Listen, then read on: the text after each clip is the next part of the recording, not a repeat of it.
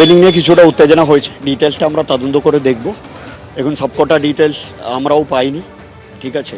কিন্তু আমরা যখন এসেছি দুটো গ্রুপ এখানে ছিল, দু অপোজিট পলিটিক্যাল গ্রুপ। তো তাদের মধ্যে মানে অনেকবার বোঝানো হয়েছিল, রোড ক্লিয়ার করতে বলা হয়েছিল। ওরা অনেকবার বলার সত্ত্বেও ওরা রাজি হলো না। তারপর দু গ্রুপ যখন আবার রিগ্রুপ হলো, then we were apprehensing that it would go out of hand, সিচুয়েশনটা হাত থেকে বাইরে যাবে করে মনে করে আমাদেরকে কিছু ফোর্স ইউজ করে দুটো গ্রুপকেও ডিসপার্স করতে হয়েছে। ওটা আমি দেখে বলবো, I don't have the exact figures. দেখছি এগুলো সব ডিটেলসটা আসার্টেন করছি। আমরা বলেছি তো, আমরা we had use force, we had to collect the details, ঠিক আছে। দেখে নেবো ওগুলোর ডিটেলসটা আমি যাবো। আমাদের জনসভা ছিল হাসান শাহ রোডে পারমিশনে। আমাদের 10টা লোক, 200 লোক মিলে মিনি পাকিস্তান জিন্দাবাদ করছে। তারপরে ওখানে আমি গেছি, আমিও ওখানে হেনস্থা হয়েছি। তারপরে দেখুন আমার মেয়েকে কিভাবে মারলো, আইপিএস মেরেছে,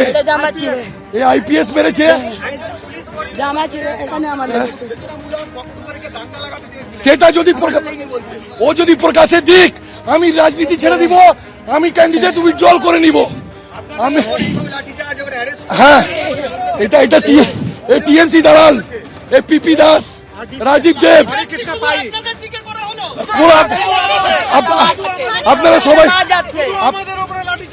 আপনারা সবাই দেখেছেন ওদেরকে এখানে জড়িত করে এই সব জিনিসটা করানো হয়েছে। মোমিনপুরের বুকে বিজেপির নেতাকে মারার কি প্রয়োজন হলো?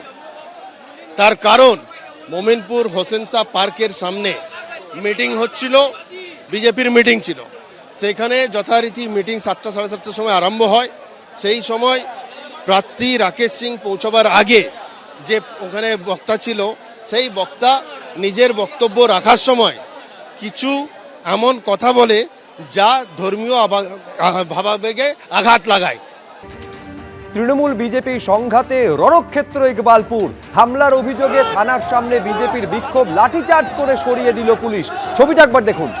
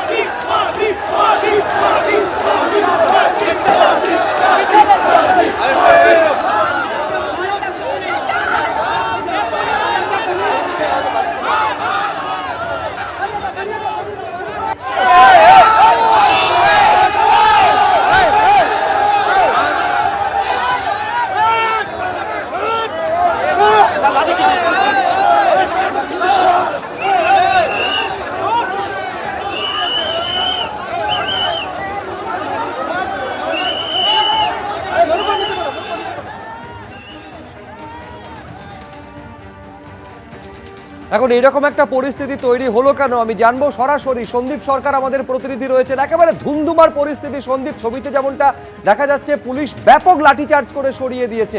এখনো পর্যন্ত তোমার পিছনে প্রচুর পুলিশ কর্মীদের আমরা দেখতে পাচ্ছি। কি কারণে এরকম একটা পরিস্থিতি তৈরি হয়েছিল?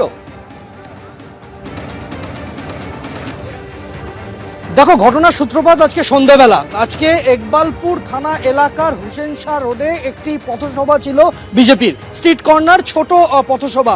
সেই পথসভাতে বক্তব্য রাখার কথা ছিল কলকাতা বন্দরের বিজেপি প্রার্থী রাকেশ সিংয়ের, এবং সেই পথসভায় রাকেশ সিং আসার আগে অভিযোগ যে সেই মঞ্চ থেকে বেশ কয়েকজন বিজেপির স্থানীয় নেতা তারা বক্তব্য রাখছিলেন। তৃণমূলের তরফ থেকে অভিযোগ করা হয়েছে যে উস্কানিমূলক বক্তব্য রাখা হচ্ছিল সে সময় মঞ্চ থেকে, যার প্রতিবাদ করেন বেশ কয়েকজন, এবং এই প্রতিবাদকে কেন্দ্র করে পরিস্থিতি প্রথম দফায় উত্তপ্ত হয়ে ওঠে। এরপর রাকেশ সিং আসেন। রাকেশ সিং আসার পরে পরিস্থিতি আরও উত্তপ্ত হয়। রাকেশ সিং ইকবালপুর থানার বাইরে বসে পড়েন, সঙ্গে প্রায় 100-র কাছাকাছি বিজেপির কর্মী সমর্থককে নিয়ে থানার সামনে রাস্তায় তিনি বসে পড়েন। তার বক্তব্য ছিল যে যারা তাদের ওপরে হামলা করলো তাদেরকে গ্রেপ্তার করতে হবে এবং পুলিশকে ব্যবস্থা নিতে হবে। যতক্ষণ না তারা গ্রেপ্তার হচ্ছেন ততক্ষণ পর্যন্ত তিনি উঠবেন না। যখন রাকেশ সিং এর নেতৃত্বে বিজেপির কর্মী সমর্থকেরা সেখানে বসে পড়েছেন থানার বাইরে, সে সময় বাবলু করিমের নেতৃত্বে, বাবলু করিম তৃণমূল কংগ্রেসের নেতা, বন্দর এলাকার, ইকবালপুর এলাকার, তার নেতৃত্বে তৃণমূল কংগ্রেস পাল্টা ভিড় বাড়াতে শুরু করে। থানার একদিকে বিজেপি, থানার আরেক দিকে বাবলু করিমের নেতৃত্বে তৃণমূলের কর্মী সমর্থকরা। দু দলের মাঝখানে পুলিশ বাহিনী ঢাল হয়ে দাঁড়ায়। এইভাবে প্রায় ঘণ্টাখানেক পরিস্থিতি চলতে থাকে, উত্তেজনা চলতে থাকে। দু পক্ষকেই দূরে সরিয়ে দেওয়ার চেষ্টা করেছিল পুলিশ, কিন্তু পরিস্থিতি হাতের বাইরে চলে যায় আচমকাই যখন বিজেপির কর্মী সমর্থকেরা তারা আচমকা মারমুখী হয়ে ওঠেন এবং পুলিশ বেধড়ক লাঠিচার্জ শুরু করে। পুলিশের লাঠির আঘাতে বেশ কয়েকজন বিজেপির কর্মী সমর্থক তারা আহত হয়েছেন। দুজনকে রক্তাক্ত হতে আমরা দেখেছি। রাকেশ সিং বিজেপির প্রার্থী, তার উপরে লাঠিচার্জ করা হয়েছে বলে অভিযোগ। রাকেশ সিংয়ের মাথায় লাঠির আঘাত লাগে এমনটা দাবি করা হচ্ছে রাকেশ সিংয়ের তরফে, এবং রাকেশ সিংকে বাঁচাতে গিয়ে তার মেয়ে এবং তার ছেলে তারা জখম হন লাঠির গায়ে, এমনটা অভিযোগ আনা হচ্ছে পুলিশের বিরুদ্ধে। এই পরিস্থিতি মুহূর্তের মধ্যে অগ্নিগর্ভ করে তোলে ইকবালপুর থানা চত্বরকে। এরপরে রক্তাক্ত অবস্থায় যারা আহত হয়েছিলেন তাদেরকে নিয়ে রাকেশ সিং রাকেশ সিং নিজে দাবি করেছেন যে তার মাথাতেও একেবারে লাঠির আঘাত লেগেছে, তার একাধিক একেবারে কর্মী তারা জখম হয়েছেন। আমি দুপক্ষের বক্তব্য রাখবো। রাকেশ সিং কি বলছেন, পাল্টা তৃণমূলের তরফে বা কি অভিযোগ করা হচ্ছে দেখুন। এবিপি আনন্দ, এগিয়ে থাকে, এগিয়ে রাখে।